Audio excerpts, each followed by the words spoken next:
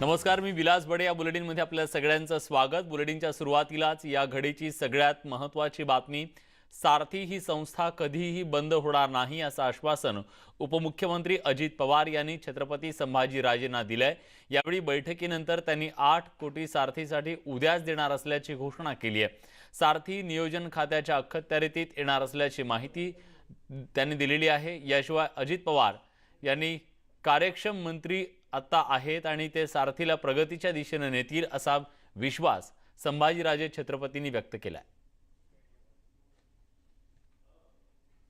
आता हे कोरोनाचं सावट असताना कुठल्याही परिस्थितीमध्ये राज्य सरकारच्या वतीनं मी सांगू इच्छितो की सारथी ही काही संस्था बंद केली जाणार नाही.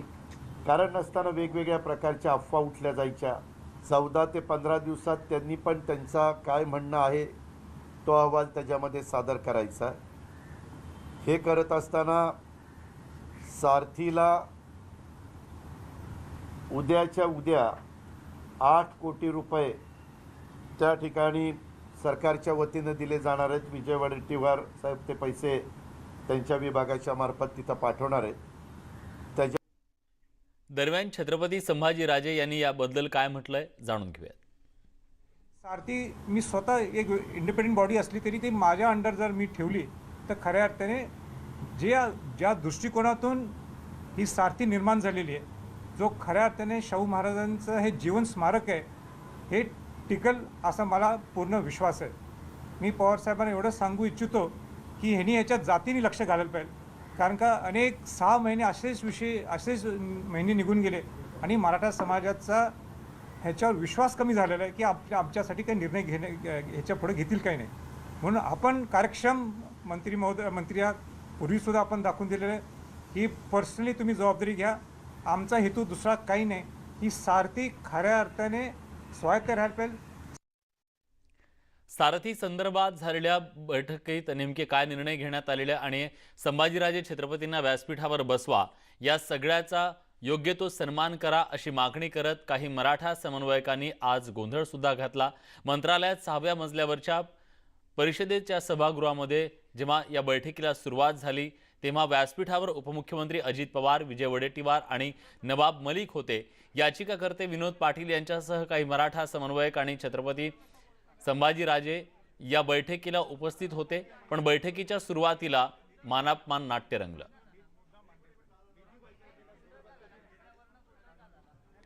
तेव्हा आपण बघतोय की व्यासपीठावरती संभाजीराजे यांना बसवलं जावं याची मागणी करत काही कार्यकर्त्यांनी तिथं आक्रमक भूमिका घेतली. कारण व्यासपीठावरती मंत्री महोदय बसलेले होते, पण संभाजीराजेंना खुर्चीवर खाली का बसवलं हा त्यांचा आक्षेप होता.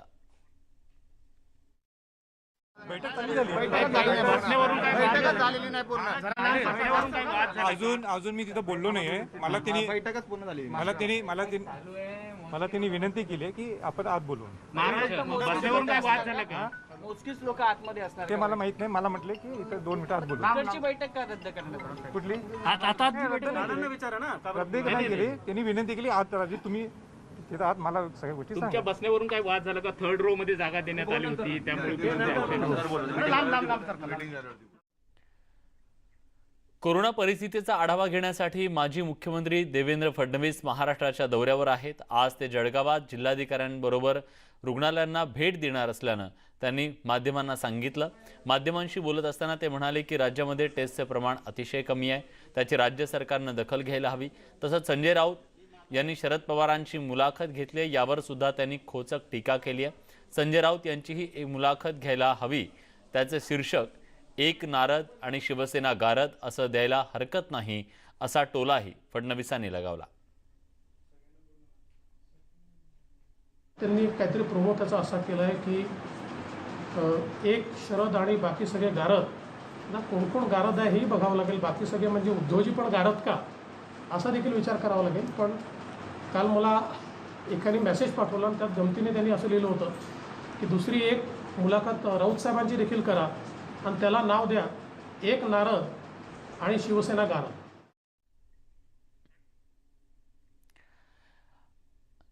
उच्च व तंत्र शिक्षण मंत्री उदय सामंत यांच्याशी आपण संवाद साधणार आहोत. राज्यात जी सध्या परीक्षांच्या संदर्भातला निर्णय असेल किंवा शिक्षणाच्या संदर्भातले जे वेगवेगळे निर्णय आहेत त्याबद्दल आपण उदय सामंत यांच्याशी चर्चा करणार आहोत.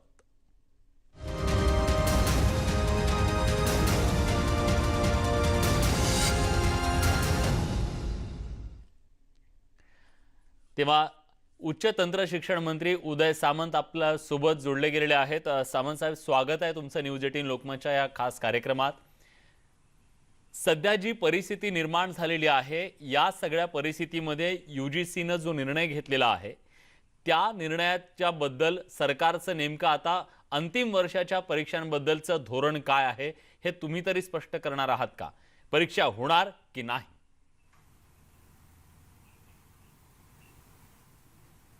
ज्या दिवशी UGCनं अख्ख्या देशामध्ये एक पत्र पाठवलं की ह्या सगळ्या एक्झाम सप्टेंबर एंडला झाल्या पाहिजेत, खरं तर त्याच दिवशी महाराष्ट्र शासनानं आपली भूमिका स्पष्ट केलेली आहे आणि ती नुसती UGC पुरती स्पष्ट केलेली नाही, तर ज्यांच्या आदेशानं परीक्षा घ्याव्यात असं UGC म्हणते त्या अमित शाह साहेबांना देखील शासनाच्या वतीनं मी पत्र लिहिलेलं आहे. HRD मिनिस्टरना देखील मी पत्र लिहिलं आहे. UGCच्या अध्यक्षांना देखील पत्र लिहिलं आहे. मी पत्र लिहून फक्त थांबलो नाही, मी UGCची जी कमिटी होती प्राध्यापक कराडांची त्यांच्याशी देखील फोनवर मी बोललेलो आहे आणि त्यांना मी सांगितलं की महाराष्ट्रातली कोविडची परिस्थिती जर आपण आज बघितली तर सोशल डिस्टन्सिंग मेंटेन करून या परीक्षा महाराष्ट्र शासन घेऊ शकत नाही, ह्या भूमिकेवर आम्ही ठाम आहोत आणि अशा पद्धतीचाच निर्णय राज्य शासनाला विश्वासात घेऊन तुम्ही महाराष्ट्रामध्ये करावा अशा पद्धतीचं एक स्पष्ट उल्लेख असलेलं पत्र मी पाठवलेलं आहे. बरं, उदयजी, मुद्दा हा आहे की जर केंद्र सरकार देशामध्ये सगळीकडे ही भूमिका घेतलेली आहे, UGCची ही भूमिका केवळ महाराष्ट्रापुरती नाही आहे, ही देशातल्या सगळ्याच राज्यांमध्ये आहे. जर UGC आपल्या भूमिकेवर ठाम राहिलं तर राज्य सरकारकडे अधिकार आहे का किंवा राज्य सरकार असा निर्णय घेऊ शकतं का की आम्ही परीक्षा घेणार नाही म्हणजे नाही? यामध्ये देखील आपण अनेक तज्ज्ञांचं मत घेतोय, आपण कायदेशीर बाजू देखील तपासून बघतोय, पण UGC 29 तारखेला एक पत्र देते की युनिव्हर्सिटीच्या अखत्यारीमध्ये कोविडची परिस्थिती बघा, राज्यातली कोविडची परिस्थिती बघा आणि त्याच्यानंतर निर्णय घ्या अशा पद्धतीचं एक पत्र येतं आणि नंतर 4 महिन्यानंतर असं पत्र येतं की सप्टेंबरच्या एंडला आपण परीक्षा घेतल्या पाहिजेत. मला एक कळत नाही की नक्की UGCच्या कमिटीमध्ये कन्फ्युजन आहे की UGC कोणाच्या तरी सांगण्यानं ही पत्र पाठवते, हे आता आमच्यामध्ये कन्फ्युजन निर्माण झालेलं आहे. आणि UGCनं जर सांगितलं की एक्झाम घेतल्याच पाहिजेत तर UGCनं ही देखील गाईडलाईन दिली पाहिजे की जी क्वारंटाईन सेंटरसाठी वसतिगृह कॉलेजेस आहेत ती कशा पद्धतीनं आम्ही ताब्यात घेतली पाहिजे. पेपर नक्की कोण प्रिंट करणार आहे, म्हणजे रोबोट प्रिंट करणार आहे की माणूस प्रिंट करणार आहे, याची देखील गाईडलाईन UGCनं दिली पाहिजे. उत्तरपत्रिका कोण प्रिंट करणार आहे, हे सर्क्युलेशन कोण करणार आहे, विद्यार्थ्यांच्या सोशल डिस्टन्सिंगचं काय, मोबाईलायझेशनचं काय, विद्यार्थी शहरातनं ग्रामीण भागामध्ये जे गेलेले आहेत त्यांचं नक्की काय होणार आहे, कंटेनमेंटमधल्या विद्यार्थ्यांना आपण एक्झामला बसायला देणार आहोत का, बरं तो कंटेनमेंट झोनमधला विद्यार्थी जर एक्झामला बसला तर त्याला किती दिवस क्वारंटाईन करायचं, या सगळ्या ज्या काही पूर्वीच केंद्र शासनाने दिलेल्या गाईडलाईन आहेत त्याचा खुलासा देखील UGCने केला पाहिजे. नुसतं एक्झाम घ्या म्हणून सांगणं आणि निर्णय राज्यांवर लादणं हे फार सोपं आहे, पण त्याच्यातनं मार्ग कसा काढला पाहिजे हे देखील UGCनं सांगितलं पाहिजे ना. बरं, पण UGCने काही गाईडलाईन दिलेल्या आहेत. दुसरी एक महत्त्वाची गोष्ट, तुम्हाला विरोधक सातत्यानं प्रश्न विचारतायत. तुम्ही एका बाजूला सांगताय पुनश्च हरिओम, तुम्ही असं म्हणताय की मिशन बिगिन अगेन, लोकांनी आता बाहेर आलं पाहिजे, सगळ्या गोष्टी सुरू झाल्या पाहिजेत. मग अशा सगळ्या परिस्थितीमध्ये या मुलांचं नुकसान झालं नाही पाहिजे, त्यांना भविष्यामध्ये जेव्हा ते पुढच्या गोष्टीसाठी जातील तेव्हा ते डिग्री घेऊन जातील, कोविड डिग्री त्यांच्या हातात येईल आणि त्यांचं जे नुकसान होणार आहे त्याला जबाबदार कोण, हा सुद्धा प्रश्न विचारला जातोय. त्याला उत्तर काय? विरोधकांचं टीका करणं हे काम आहे आणि जवळजवळ 34 लाख विद्यार्थ्यांना कोविड सर्टिफिकेट मिळणार आहे असं म्हणणं म्हणजे त्यांचं खच्चीकरण केल्यासारखं आहे. आता त्याच्यामध्ये अंतिम वर्षाचे जे विद्यार्थी आहेत ते 8.5 ते 9 लाख विद्यार्थी आहेत, त्यांना आम्ही सर्टिफिकेट देणार आहोत आणि ती कोविड डिग्री हे विरोधक कसं काय म्हणू शकतात हे देखील एक खरोखरच कमालीची बाब आहे. म्हणजे महाराष्ट्रातले विद्यार्थी त्यांना आपण सपोर्ट केला पाहिजे, त्यांच्या पाठीशी आपण उभं राहिलं पाहिजे. असं असताना त्यांच्या डोक्यामध्ये कुठेतरी संभ्रम निर्माण करायचा, काहीतरी शब्दप्रयोग करायला आपण सुरुवात करायची आणि ती कोविड बाधित बॅच निघणार आहे बाहेर अशा पद्धतीनं काही गोष्टी करायच्या. मला असं वाटतं की हे राजकारणाला धरून नाही. मी काल देखील सांगितलं की राजकारण करायला निवडणूक आणि निवडणुकीची आचारसंहितेचे जी काही कालावधी असतो हा. तेवढ्यापुरतं ह्या सगळ्या मंडळींनी राजकारण केलं पाहिजे. आज आपण भावी पिढीच्या जीवाशी खेळतोय ह्याचं देखील भान असलं पाहिजे.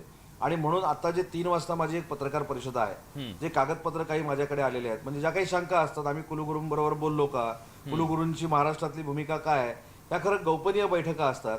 पण नाईलाजानं ह्या मला जनतेसमोर ठेवाव्या लागत आहेत की गडचिरोलीचे कुलगुरू काय बोललेत, अमरावती नागपूरचे कुलगुरू काय बोललेत. त्यात नागपूर पण आहे, असं पण नाही की नागपूर वगळून आम्ही मिटिंग केली. नागपूरचे अमरावतीचे कुलगुरू एकच आहेत, ते नक्की काय बोलले, त्यांची भूमिका काय, मुंबईच्या कुलगुरूंची भूमिका काय, त्याच्यानंतर आमचं डॉक्टर बाबासाहेब आंबेडकर तंत्र विद्यापीठ आहे त्यांच्या कुलगुरूंची भूमिका काय, वंजारी मॅडम म्हणून SNDTच्या आहेत त्यांची भूमिका काय, हे आता 3 वाजता मी लोकांसमोर ठेवणार आहे. म्हणजे जी लोक सांगतात की सरकारनं कोणतरी सांगताय म्हणून निर्णय घेतलाय, तर कोणतरी सांगताय म्हणून सरकारनं निर्णय घेतलेला नाही. तर 13च्या 13 कुलगुरूंचं काय म्हणणं आहे हे आज 3 वाजता जनतेला कळणार आहे. आणि त्याच्यानंतर काही लोकांचे डोळे उघडतील की आपणच नेमलेल्या कुलगुरूंच्या तोंडातनं जर हे येत असेल तर आपण किती चुकीच्या मार्गाने मुलांना बळी देतोय, त्यांच्या जीवाशी खेळतोय. हे 3 वाजता आता जनतेसमोर येणार आहे. 2 महत्वाच्या गोष्टी आहेत. एक, ते म्हणतायत हे सगळं अहंकारासाठी चालू आहे, राज्य सरकारचं केवळ आपला अहंकार कुरवाळण्यासाठी हे सगळं सुरू आहे, हा त्यांचा आरोप आहे विरोधकांचा. तुमचं असं म्हणणं आहे की हे विद्यार्थ्यांच्या जीवाशी खेळण्याचं काम सुरू आहे आणि जीवाशी खेळू नये. दोघांचेही दावे आहेत, पण या सगळ्यामध्ये सर्वसामान्य जो विद्यार्थी आहे तो भरडला जातोय, त्याला जबाबदार कोण आहे? आता तुम्ही दोघांनी सुद्धा, म्हणजे विरोधक असतील सत्ताधारी असतील, यांनी विद्यार्थ्यांच्या दृष्टीने विचार करून एकदाचा निकाल का लावत नाही? तुम्ही कुठला तरी एक निकाल लावा, परीक्षा द्यायची की नाही त्याला अभ्यास करायचा, त्याचा विचार कोण करणार आहे? विद्यार्थ्यांसाठी ह्या परीक्षांचा निकाल हा महाराष्ट्र शासनानं ऑलरेडी लावलेला आहे. डिझास्टर मॅनेजमेंट कमिटीची बैठक घेऊन मुख्यमंत्री महोदयांच्या अध्यक्षतेखाली निर्णय झालेला आहे. आणि असा निर्णय झालेला असताना जर UGCला हा निर्णय करायचा होता तर UGCनं सरकारशी बोललं पाहिजे होतं. ठीक आहे, सरकारशी ते बोलणार नसतील, काहीतरी त्यांना बंधन असेल, काहीतरी त्यांच्यावर दबाव असेल, मग डिझास्टर मॅनेजमेंट ऍक्ट जो आहे आणि त्याची जी कमिटी आहे त्याची अंमलबजावणी करणारी जी व्यक्ती आहे ती मुख्य सचिव आहे. मग ते मुख्य सचिवांशी बोलू शकले असते की मुख्य सचिवांनी अशा कशा पद्धतीने निर्णय घेतला, का निर्णय घेतला. कोणाशीच चर्चा करायची नाही, कोणाशीच बोलायचं नाही. आमचं हे ठरलेलं आहे ते आम्ही करूनच दाखवणार आहोत, या भूमिकेमध्ये आपण राहायचं. आणि या भूमिकेतनं UGCनं हा निर्णय घेतलेला आहे. मी प्रामाणिकपणानं सांगतो, याला राजकारणाचा कसलाही स्पर्श नाही. विद्यार्थ्यांचं आरोग्य, विद्यार्थ्यांचं हित हे पहिल्या दिवसापासून जपण्याचा प्रयत्न महाविकास आघाडीचं सरकार करतंय. आणि म्हणून काल देखील मी जे सांगितलं की 6 एप्रिलला पहिली याची मिटिंग माझ्या अध्यक्षतेखाली कुलगुरू महोदयांबरोबर झालेली होती. कुलगुरू महोदय काय बोलले, राज्यपाल महोदयांची VC कधी झाली, कुलगुरू महोदयांच्या संपर्कात तंत्र व शिक्षण विभाग आहे की नाही, हायर एज्युकेशन आहे की नाही, ह्या सगळ्याचा खुलासा आता 3 वाजता होणार आहे. आणि मला असं वाटतं की देशामध्ये पहिला आमचा विभाग असा असेल की जो 1.5 ते 2 महिन्यानंतर कुलगुरूंची चर्चा करतो, कुलगुरूंच्या अडचणीवर मार्ग काढण्याचा प्रयत्न करतो. गेल्या 3-4 दिवसामध्ये देखील गडचिरोलीचं विद्यापीठ असू दे किंवा SNDT विद्यापीठ असू दे, यांच्या अडचणी सोडवण्यासाठीच्या आमच्या बैठका सुरू झालेल्या आहेत. तर मला असं वाटतं की कुलगुरूंमध्ये आमच्यामध्ये समन्वय नाही. कुलगुरूंचे जे कुलगुरूंची, कुलपती आहेत त्यांचं चर्चा काय करून म्हणणं आम्ही निर्णय आहे? घेतलेला नाही. कुलपतींचं काय म्हणणं आहे? त्यांच्याशी काही चर्चा झाली का तुमची? नक्कीच झाली ना. मी तेच तुम्हाला सांगितलं की कुलगुरू महोदयांबरोबर चर्चा करत असताना कुलपतीने देखील आमची एक VC घेतलेली आहे. आणि त्याच्यामध्ये त्यांनी आम्हाला स्पष्ट असं सांगितलं की कुलगुरू महोदयांशी चर्चा करून कुलगुरू महोदयांना जे अपेक्षित आहे ते सरकारनं करावं. आता कुलगुरू महोदयांना जे अपेक्षित आहे ते मी तुम्हाला 3 वाजता तुम्हाला देखील सांगणार आहे की कुलगुरू महोदयांनी अहवाल माझ्याकडे काय पाठवलाय. बरं, तो कधी आलाय अहवाल? 4 तारखेला ज्यावेळी बैठक झाली त्याच्यानंतर 5 आणि 6 तारखेला हे UGCचं पत्र आलं. काही कुलगुरूंनी 7 आणि 8 तारखेला देखील सह्या केलेल्या आहेत त्या अहवालावर. म्हणजे UGCचं पत्र आल्यानंतर देखील काही कुलगुरूंचं म्हणणं असं आहे की आम्ही एक्झाम घेऊ शकत नाही. आणि म्हणून ते सगळ्याच्या सगळं आज 3 वाजता मी जनतेसमोर ठेवणार आहे. एक महत्वाचा प्रश्न, ATKTच्या मुलांचं तुम्ही नेमकं काय करणार आहात?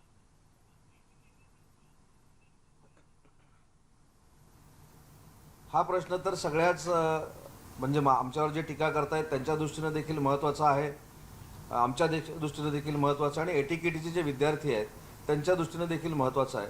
मी आता एवढंच सांगेन की जो शिफारस केलेला अहवाल आहे कुलगुरूंनी, 13 कुलगुरूंनी, ते एक 15-20 मिनिटांमध्ये माझ्या हातामध्ये येईल. आणि मग आपल्याला आपल्या निदर्शनास येईल की 4 तारखेला जी बैठक झाली होती त्याच्यामध्ये एटीकेटीच्या विद्यार्थ्यांचा देखील किती सकारात्मक आणि त्यांच्या आरोग्याचं हित डोळ्यासमोर ठेवून आम्ही जो निर्णय घेतलेला होता तो आताच 3 वाजता आपल्यासमोर येईल.